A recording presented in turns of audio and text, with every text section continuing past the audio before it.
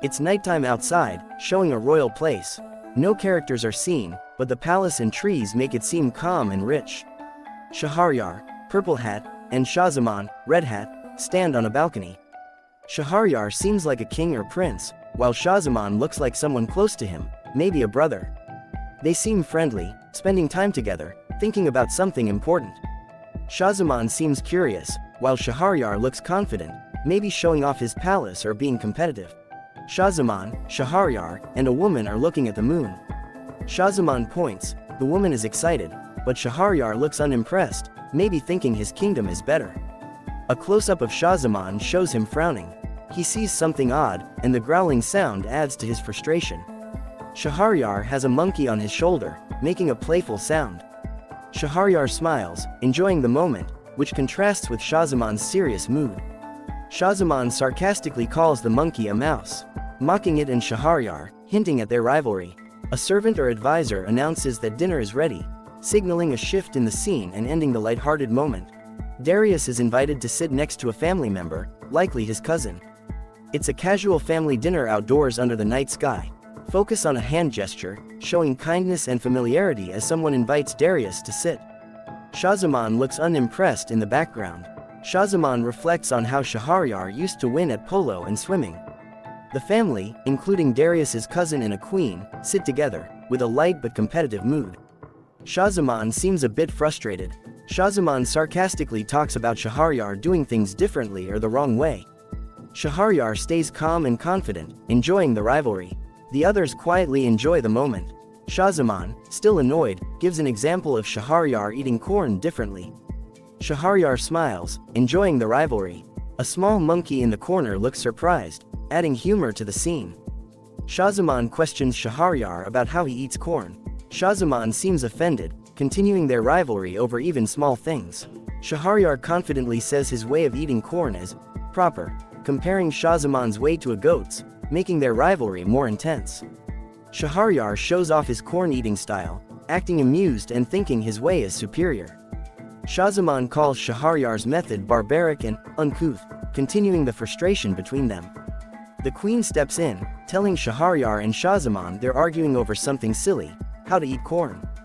Darius playfully suggests they should fight over something more important, hinting at how pointless their arguments are. The queen recalls a story of two brothers who almost ruined their family over a silly fight, warning Shahryar and Shahzaman to be careful with their rivalry. Shahryar makes a joke aimed at Shahzaman, who looks less amused. The queen calmly talks about how hard life was in ancient times, giving some historical context. The scene shows a dry, cracked landscape during a drought, matching the queen's story about the struggles of the past. Two characters from the story are getting water from a well. The woman pulls up a bucket while the man holds a cup, both looking serious, reflecting the tough times. Water is poured into the cup, showing how precious and scarce it was during the drought, symbolizing the hardships of survival. Joshua and Daniel, two brothers, politely argue over who should take a cup of water. Each tries to give it to the other, showing their care and closeness. They agree to share the water, showing their strong bond. The narrator mentions they were the closest of brothers, highlighting their tight relationship. Indoors, Joshua and Daniel sit with their family at a table, trying to share a small piece of food. The family, including their younger sister and father, look somber in the humble room, showing their tough living conditions. Joshua offers his small portion of food to Daniel, but Daniel refuses. Both brothers try to be selfless, showing their strong bond and care for each other over their own hunger. A woman, likely a family member, is frustrated and raises her voice. She talks about the lack of food, water, and their tough life in the desert, showing her overwhelming emotions. Everyone, including Joshua, Daniel, and the older man, listens to her outburst. Some look concerned, while others seem to agree with her. The woman now says, there is a better place, offering hope and suggesting she knows of a way to escape their hardship. The others listen closely, curious about her words. The father tells a story about a land full of food and water, with lakes, streams, and trees full of fruit. He introduces the idea of a better life compared to the harsh desert they live in now. Joshua asks where this land is. The father says it's on top of the great mountain. Daniel expresses doubt, saying the climb is too hard, and Joshua agrees it's too steep. The father explains there's a path to the top of the mountain. He urges them to leave the desert and follow it to a better life. Giving them hope, the father says it's too late for him to make the journey, but he encourages his family to go without him. He speaks about longing for a place with cool water, showing how much the desert has worn him down. The father passes away that day, joining his ancestors. Joshua and Daniel help carry his body, marking the end of his life and the beginning of a new chapter as they consider the journey up the mountain. The group reaches the great mountain, which towers over them, making the journey seem daunting. Joshua, Daniel, Rachel, and Sarah see a path to the top but feel unsure. Their faces show hope mixed with uncertainty. A new challenge appears. The path splits into two different paths, adding confusion and tension to their journey. Someone stands at the split, showing their feet in the two directions ahead, emphasizing the difficult choice. The group discusses the dilemma. Rachel and Joshua are puzzled, asking, "Which one do we take?" The group is confused, unsure of which path leads to the top. Joshua, Daniel, and the group are sleeping by a campfire. It's peaceful, but something important is about to happen. In a dream, Joshua and Daniel see a ghostly figure of their father. They ask, "Father, is that you?" showing their surprise but trust in him. The brothers tell their father about their worry, explaining they don't know which path to take up the mountain. The father listens calmly. Their father gives advice, saying they will find hope if they choose the right path. Even when things seem difficult, it's a bit mysterious but reassuring. The father disappears, and the brothers wake up, feeling reassured and more confident after the dream. They exchange looks, ready to move forward. Joshua and Daniel are excited because they both had the same dream, feeling confident it will guide them. A woman in the group asks which path their father said to take in the dream. Everyone is curious for a clear answer. Joshua recalls the advice, "When all seems lost, you'll find hope if you take the right path." He thinks this means they should go right. Rachel interprets the message differently, believing hope is left means they should go left. Joshua and Rachel argue. Joshua insists on going right, while Rachel is sure left is the way. They're frustrated and can't agree. The argument escalates. Rachel says she'll go left without Joshua, and Joshua responds that he'll go right with or without her. The group seems ready to split up. Rachel starts to doubt herself and thinks Joshua might be right. She hesitates but leans toward going right with him.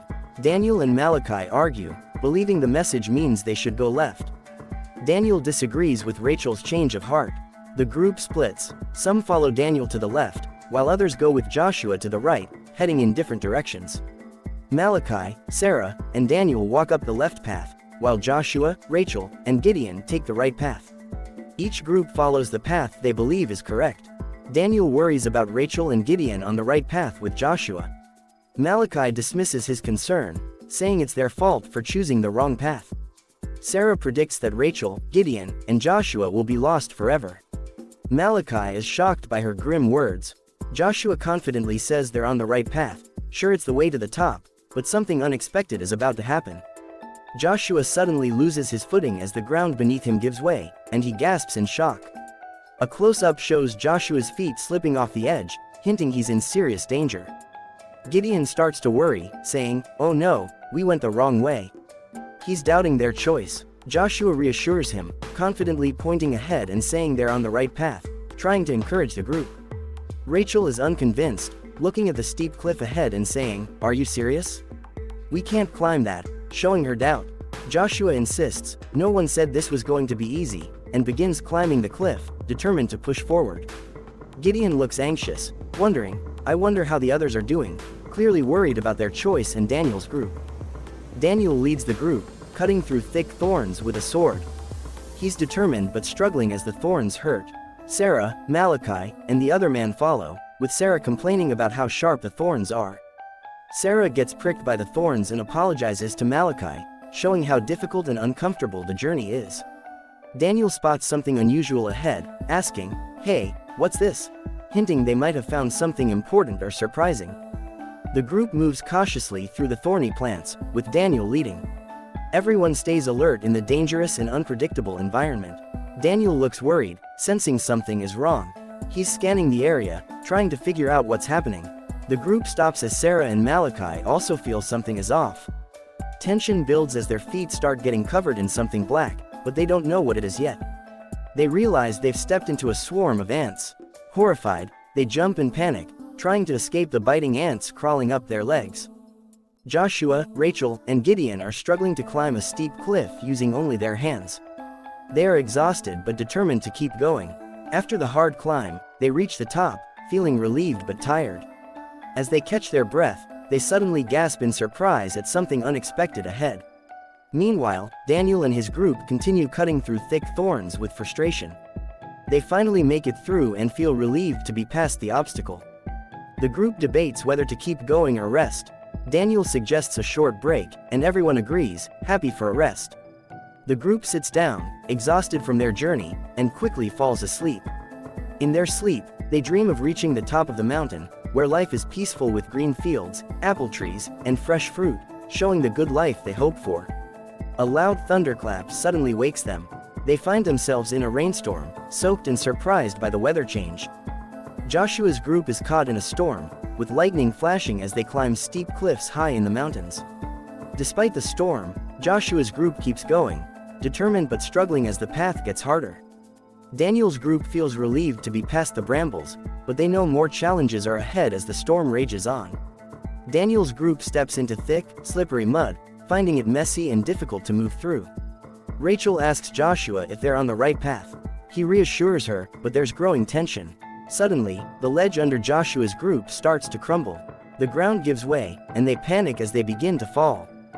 Daniel's group reaches a clearing, finally escaping the tough terrain of thorns and mud, feeling relieved to rest. The group celebrates being free from the mud, happy to have a small victory after their hard journey.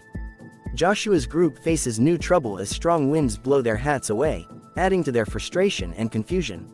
Rachel panics, feeling lost and suggesting they turn back, doubting their path. Joshua remains determined, insisting they're close and refusing to give up. Showing his strong will to keep going. Suddenly, Joshua's group loses their footing, and it looks like they're starting to fall, adding tension and danger. The group slides down from a height, landing in water with a big splash. One character, confused, asks, "Where are we?" after the splash, unsure of where they ended up. The scene zooms out to show a beautiful landscape with water, fruit trees, and mountains. The group realizes they've reached a peaceful place. A character says, "We made it. Father was right, it's beautiful," relieved and happy. Daniel's group appears, and both groups are surprised to see each other, wondering how they ended up in the same place. One person asks, "How did you get here?" "You took the wrong path." Both groups took different paths but reached the same place, showing that both paths were correct. The narrator explains, both sides learned that different paths can still lead to the same place, showing the story's main message: different routes in life can lead to the same destination. The narrator adds, everyone will find a path to the top of the mountain, as the groups walk happily together, reinforcing the idea of many ways to reach a goal. Shahryar realizes it doesn't matter how you eat corn, as it all goes to the same place, a metaphor for the story's lesson. Darius notices a monkey eating corn in a strange way, and Shahryar sees the monkey ate it from left to right, linking back to their earlier debates. The group begins discussing how to properly cut an orange. Shahryar and Darius disagree on whether to cut it lengthwise or across the middle.